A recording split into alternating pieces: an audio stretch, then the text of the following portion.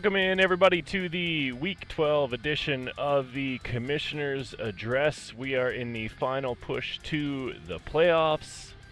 Some teams will fall, some teams will rise, and we're going to find out in the next couple of weeks who is going to make the playoffs for the chance at the grand prize of $2,000.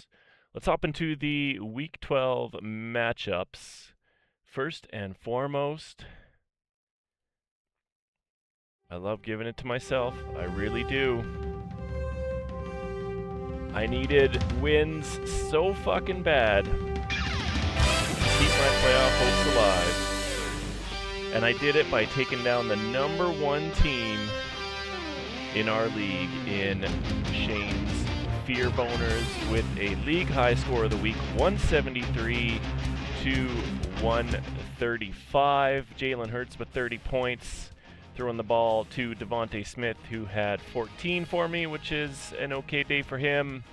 ETN with a touchdown and 20 points. And the Cleveland defense, I think they're going to hopefully carry me to the playoffs. It's not an IDP league, but Myles Garrett is going off, and he is getting me a ton of points with all of those sacks. Shane will stay in first place at 16-8, and I will be at 500 for 12-12, and I will be in 7th position going into Thanksgiving rivalry week. Next matchup, Commissioner's Pity Prize taking on the Waiver Wire. The Waiver Wire continues his winning ways, and KC continues his losing ways. You at least had one player in the green this week, KC, with the Las Vegas defense. Can you imagine if you went 2 weeks in a row with all red players? It was the Vegas defense that saved you by about 1.7 points. But it was not enough on Nick's side. Christian McCaffrey having a hell of a season. He caught all 7 of his passes, good for 27 points. And Devontae Adams looking so good, and Stafford looking so good, and the Rams in general just playing amazing in all facets of the game. I think they are undoubtedly the hottest team in the league right now. You can't deny that they are the number one team at the moment, and the real question is, who's the number 2 team? The league is really wide open this year. The NFL is, nobody expected some of the teams to be doing what they're doing. Kansas City is just one game above 500. The Buffalo Bills have been losing games they should be winning. The Ravens had a tough start, and now they are hot as shit. I think they've won 5 straight after starting the season 1-5. And of course, with the Steelers floundering a little bit, that division is certainly up for grabs. Waiver Wire with the win in this one. Also, the median win will move to 15-9. KC will drop to 5-19. Dumpster Fire taking on Chubb in my Butker. This was a high-scoring matchup of the week. Gus Bus is going to get the win by 17 points, 167 to 150. Thanks pretty much solely to the effort by Jahmyr Gibbs.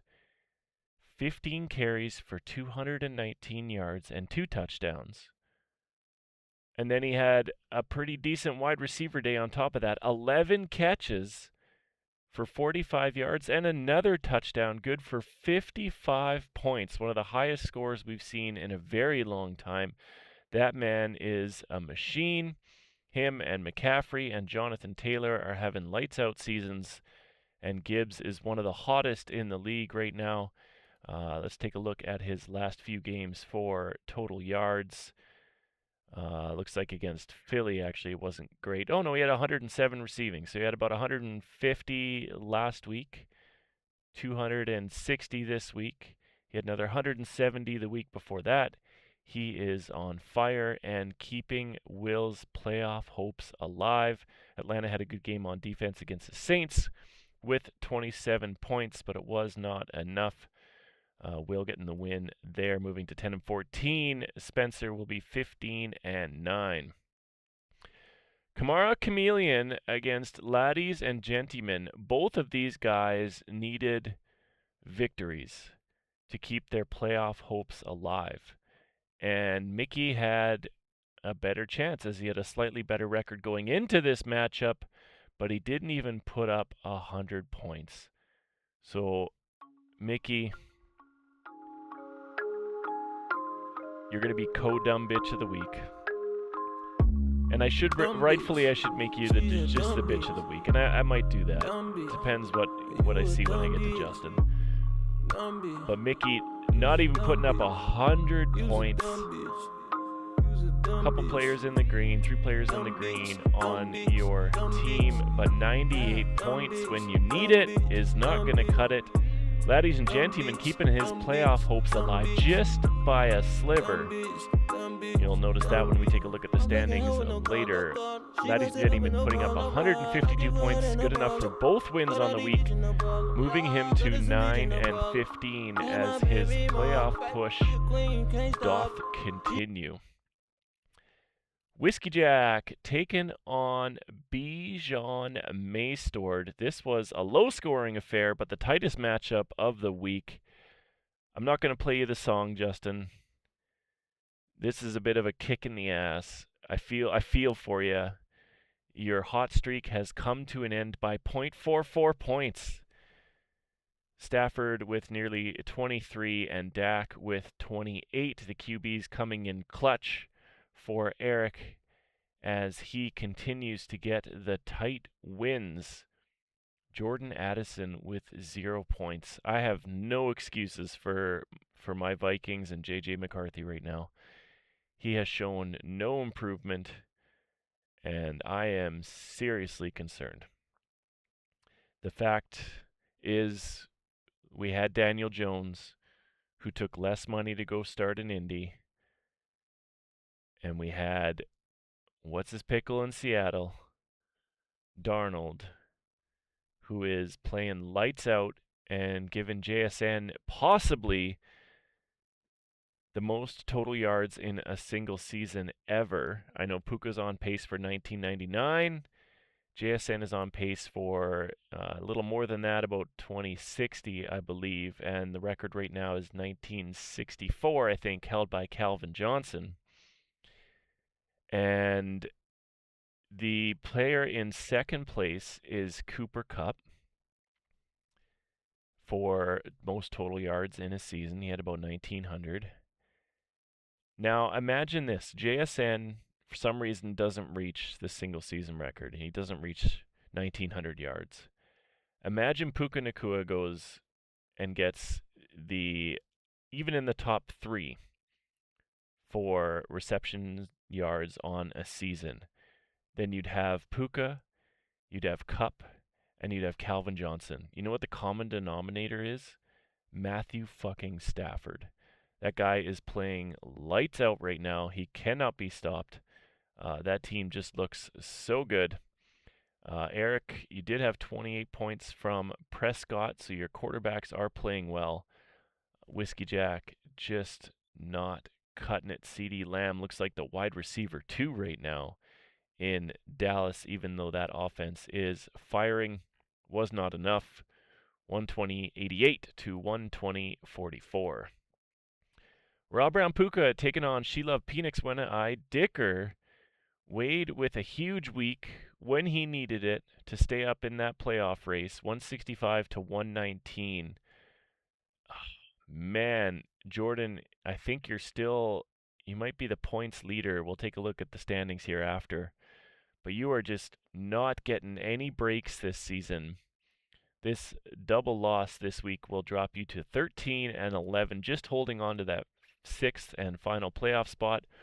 Wade, projected for 134, comes away with 165. Thanks to a couple of tutties for Derrick Henry as he started the game off slow. George Pickens caught all 9 of his targets for 146 and a touchdown, and the Houston defense has been great all year. And even against a Buffalo team that really needed a win, they put up 35 points on defense with 2 picks, 8 sacks, and a fumble recovery. That was a surprising game, I think. Both those teams really needed wins. Houston, I guess, more so than Buffalo. But Buffalo has been spiraling. Jordan leaving a lot of points on the bench. I don't know if it would have made a difference. The Rams would have given him 20. Wandell would have given him 26. Wilson would have given him a bit. It would have been real close if Jordan had set the optimal lineup. But let's take a look at the standings going into rivalry week. We have Fear Boners in sole possession of first place at 16 and 8. Chubb and my Butker just holds on to second place. Again, as a reminder, the top two in the league going into the playoffs will get a bye in week 1 of the playoffs, which is so important as your chances of winning the title go up significantly. The waiver wire, Sheila Penix when I Dicker, Bijan Maystord, all at 15 and 9, along with Chubb in my Butker. Wrapping up the top 5, then we have Rob Brown Puka at 13-11 in that 6th and final playoff spot, followed by myself at 12 and 12. Big fucking anime TDs at 11 and 13. Dumpster Fire still a chance to make the playoffs. Ladies and gentlemen, even a chance to mathematically make the playoffs, but he needs a ton of help. Dumpster Fire would need a ton of help. Big fucking anime TDs can get in there. There's a much higher chance for Justin than there is for Will, and a slightly higher chance yet for me. Those 15 and 9 teams, you guys really got to suck out this week. That's kind of the key for the rest of us. Let's take a quick look at the matchups for rivalry week. Of course, we have Kamish Prime taking on Chubb in my Butker in the Has-Been Bowl, established 2013. That heads-up matchup is 10-10 right now. Spencer needs wins to try and stay in the top 2. I need wins to try and get into the top 6. So that is going to be a great matchup. Then we have Dumpster Fire taking on Commissioner's Pity Prize for the Ed Hardy Bowl, established 2016. Casey is ahead in that matchup right now, 9-5, followed by Rob Brown Puka taking on Mickey in the Newbie Bitch Bowl, established 2023. Jordan 2 wins, Mickey 3. That one is tight going into week 13. Whiskey Jack taking on Waiter 91 in my other league bowl, established 2017. Wade leading that one 8-3. Egypt taking on Nick in the Silent Bowl. Right now, Nick has a lead, even though Eric has bit into it in the last little bit. But Nick is up 11-6. And then we have Fajita taking on Robbie D in the Shit Eatin' Grin Bowl, established 2016. Shane is up in that one 9-3. And it is gut check time. What do we have left? We have 2 more weeks until we get into the playoffs. We have this Thanksgiving week and 1 more week to decide who is in and who is out and who is in the top 2, as all of them are up for grabs. Shane is at 16-8, and there are 4 teams directly behind him at 15-9. Infuse has 1,843 points for, which is the most in the league.